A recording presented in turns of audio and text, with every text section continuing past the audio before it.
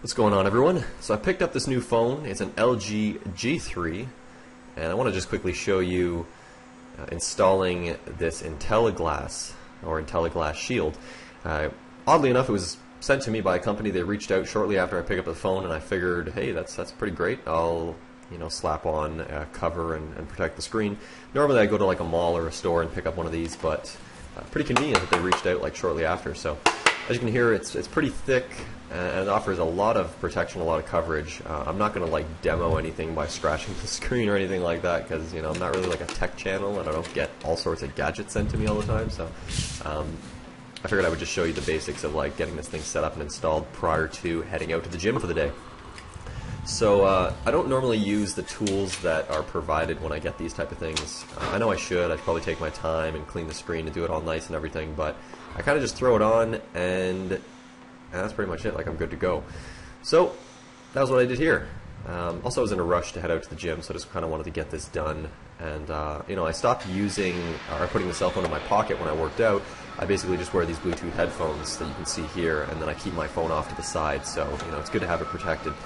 But anyways, let's get to it. So here is the workout session for the day, and it was from I think Wednesday of this week. So I was going into the city again, into Toronto, because I was going to actually go to the Canadian National Exhibition. Now, this is like a carnival type of thing that's held every year in the summertime in Toronto, and it's pretty cool. I kind of go to it like a yearly tradition with a group of friends and, just hang out. They have a bunch of really cool food that you can get there, just like random epic mealtime type of stuff. So, it's pretty tasty and pretty good. So I figured I'd work out prior to going there, just because I know I'm going to eat all the food, so I need to like get ready for that.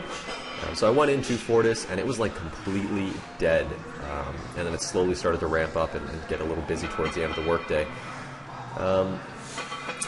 Prior to this day, I actually did squat, I think it was 2 days prior to this, and I worked up to about 85%. So in this session, I was pretty much going to do the same thing.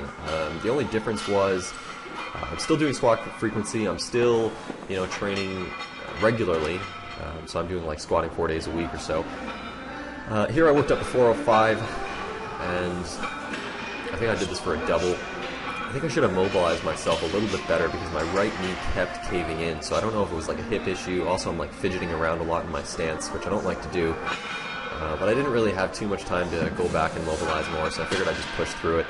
And that's exactly what I did. Part of the plan for this day was that I'm going to use actually some chains, because I don't have chains at home, because I just don't buy them at the home gym.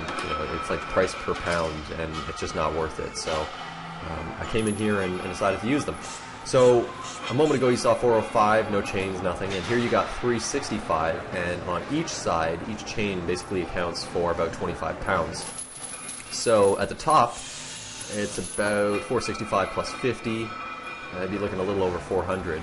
And in the bottom position, it's kind of like, it's hard to do the math, but I guess I would half that. So I wouldn't say it's 50 pounds in chains. I'd say it's around 25 at the bottom. So it just creates a little bit of a different dynamic to the movement, I suppose, and really makes it so that you have to stabilize yourself because those chains are sort of moving around a lot. And it also creates new sticking points. So here I backed off again, 315 on the bar, and then we have about 80 to 85 pounds in chains at the top. So it's about 395 at the top, maybe close to 400, and in the bottom we're looking at more like 335, 340. So it definitely does create a different dynamic, and I really like using these. Especially when I come into Fortis, because they have so much stuff. Like, they have so much equipment. I have bands at home, but I don't have chains. So again, back off 315, and I like to do this right after finishing squats. I always back off to 315 and just take it really slow, or I do a pause like this one right here. And I feel like that just reinforces those cues that I've been trying to establish, which is like this quick little hip thrust forward, and then I force the hips back and then descend. So I'll show you it right now. You'll see it. Quick thrust, hips back, descend, and then come back up. So it's just really helping to reinforce those. I was actually waiting for a deadlift platform, and I wanted to get a little bit of overhead press work in, just because it's hard for me to do it at the home gym because the ceiling's too low. So I don't know if that's like tall people problems. But Here I just basically did some simple overhead pressing.